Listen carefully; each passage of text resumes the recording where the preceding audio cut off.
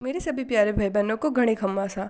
आज मम्मी 56 भोग में से 2 भोग बनाने वाली थी, जिसमें से एक था चूरमा। तो चूरमा बनाने की रेसिपी इसमें मिलेगी आपको। तो पहले मम्मी ने परात लिया, उसमें आटा लिया और उसमें अच्छे से घी डाल के आटे में मूंग या पाड़ना शुरू कर दिया। मतलब आटे में छोटे छोटे दाने टाइप्स आते हैं ना, वो पाड़ना शुरू कर दिया मम्मी ने। आटे को अच्छे से मम्मी ने मसलना शुरू कर दिया, क्योंकि आज श्री कृष्ण भगवान के लिए मम्मी 56 भोग में से 2 भोग ले जाने वाली थी। तो इसीलिए मम्मी उसकी जल्दी जल्दी तैयारी करी थी, क्योंकि हम लोग लेट हो गए थे। तो इसीलिए उसमें गर्म पानी डाला। अच्छे से आटे को मिलाने के बाद मैं भी यहाँ पर कोशिश कर रही थी, पर मुझसे तो मुझे नहीं लगता होगा। फिर मम्मी ने मुझे समझाया कि आटा अच्छे से मलने के बाद एक मुट्ठी में आटा ले ले। तो उस मुट्ठी में आटा ले तो मुट्ठी की तरह हो जाए ना, तो समझ लेना मूंगिया पड़ गया है। तो मैं यहाँ पर प्रैक्टिस कर रही थी, एक बार एक दो वीडियो बना के बता रही थी आपको। फिर यहाँ पर मम्मी छानी लेके आई, उससे आटे को अच्छे से छाना शुरू कर दिया मम्मी ने, गेहूँ को आटे की। और गेहूँ का आटा थोड़ा बड़ा वाला लेना, इससे है ना मतलब काफ़ी अच्छे लड्डू बनते हैं। तो इसीलिए मम्मी ने मुझे सिखाया, जैसे जैसे मैं आपको बताते जा रही हूँ। फिर उसमें से ना मैंने फिर से आपको बताया कि बारीक बारीक हो गया। फिर मम्मी ने यहाँ पर कढ़ाई ली, उसमें तेल डाला। तेल भी ले सकते, घी भी ले सकते, जो आपको पसंद है वो लेना। फिर उसमें है ना घी के साथ मतलब ब्राउन हो जाए ना, तब तक भूंजना है, मम्मी ने मुझे बताया। फिर अच्छे से हल्के हाथ से मतलब करना, हिलाने उतारना है। मम्मी यहाँ पर हिला के जा रही थी और मैं कढ़ाई पकड़ के बैठी थी। कब से प्रैक्टिस प्रैक्टिस कर रही थी और मम्मी मुझे सिखा रही थी कि है ना ऐसे बनता है, ऐसे बनता है, बता रही थी। फिर वो जब ब्राउन ब्राउन हो जाए ना, उसमें है ना गांठें नहीं पड़नी चाहिए, इसलिए हमें मतलब लगातार हिलाते रहना चाहिए जब तक है ना, जब तक पूरा ब्राउन ना हो जाए तब तक। तब मम्मी ने मुझे बोल दिया था यहाँ पर गुड़ कूटना शुरू कर दो। फिर मैं यहाँ पर गुड़ कूटना शुरू कर दिया। मम्मी ने यहाँ पर आटे को सेक दिया अच्छी तरीके से। फिर मम्मी ने उसमें उसी कढ़ाई में थोड़ा सा पानी डाला, क्योंकि हम अभी गुड़ की चाशनी बनाने वाले थे। तो इसीलिए मैं गुड़ लेके आई थी, कम पड़ गया था, इसीलिए यहाँ पर मम्मी गुड़ की कटिंग भी कर रही थी, क्योंकि मुझसे तो कूटा ही नहीं जा रहा था। मम्मी ने बहुत डांटा मुझे। फिर यहाँ पर मम्मी ने गुड़ की कटिंग की अच्छे से, गर्म पानी में डाल दिया गुड़ को, क्योंकि हम चाशनी बनाने वाले थे इसीलिए। आप चाहे तो चीनी की चाशनी भी बना सकते हैं। लगभग पाव भरा गुड़ लिया था मम्मी ने, क्योंकि 1 किलो के लड्डू बनाने वाले थे इसीलिए। और यहाँ पर है ना मैं उस आटे को कूट रही थी, क्योंकि उसमें छोटी छोटी डलियाँ रह गई थी, इसीलिए।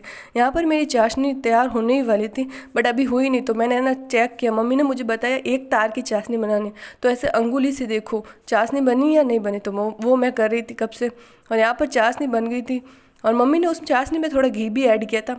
और यहाँ पर मेरा मतलब जो आटा था ना, उसमें मम्मी ने वो चाशनी डाल दी थी।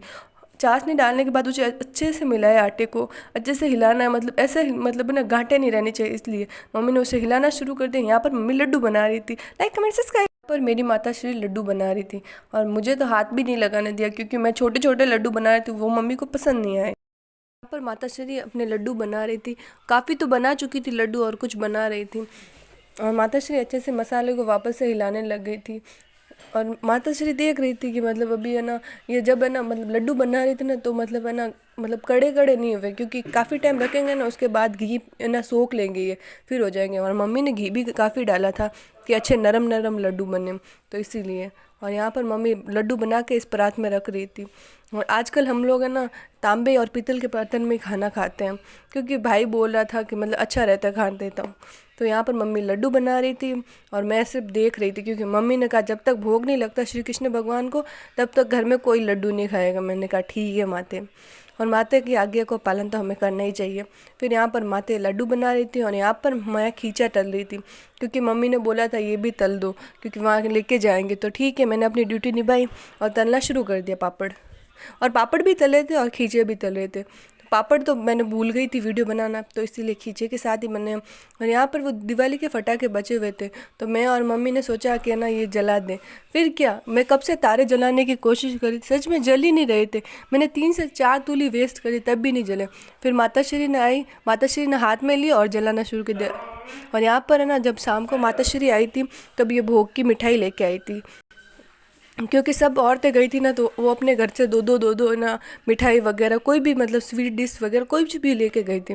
जैसे खाने में पूड़ी वगैरह, सब्जी वगैरह 36 भोग लेके गई थी ना, तो उसको वापस है ना रिटर्न मिला हम सबको ये।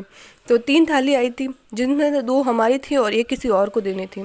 तो आज का मिनी ब्लॉग इतना ही था, और ऐसे ही लाइक कमेंट एंड शेयर करें प्लीज़। और यहाँ पर मम्मी सब लेके आ चुकी थी, और यहाँ पर मैं देख रही थी, और ये तो आधे से ज़्यादा मिठाई मेरी फेवरेट थी।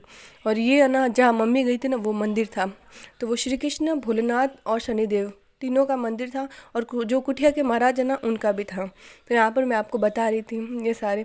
यहाँ पर शनिदेव की मूर्ति आएगी, उसी के मतलब अगले पाए है ना कुटिया के महाराज है ना, उनकी मतलब आएगी। और यहाँ पर है ना, मतलब मैं यहाँ पर देख रही थी, काफ़ी चीज़ें नोटिस कर रही थी, और यहाँ पर दूसरे वाले महाराज की मूर्ति आ गई थी। उसके बाद ये थे राधे कृष्ण भगवान, जहाँ पर मम्मी भोग लगा रही थी, सब मतलब